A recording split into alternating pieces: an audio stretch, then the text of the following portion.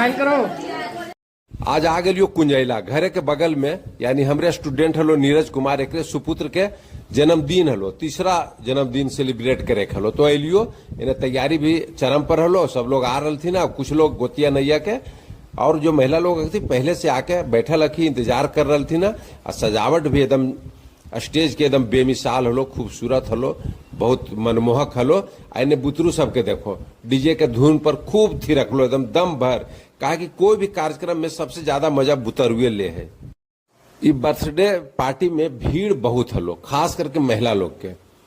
जहां भी कोई कार्यक्रम हो तो महिला के भीड़ पूरा रहतो। बुतरू देखो पहले बर्थडे बॉय हमरो हाय हेलो कर लेल को, ओकर बाद भी मैंने ओकर बावजूद भी हम नहीं घुस पैलियो केक काटे गए। नहीं कहा भीड़ ज्यादा हलो।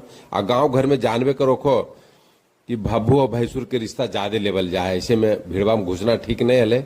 हम नहीं जा सकलिए केक काटे गए। नहीं जब देखलिए धीरे धीरे सब आशीर्वाद दे के बुतरू के जे भी उपहार गिफ्ट हले दे के भीड़वा जब कमल तो हम पहुंचलियो।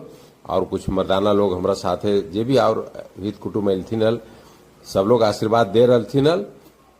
देखो मंटू पहुंच गलो, गांव के एकदम लोकप्रिय को रवि।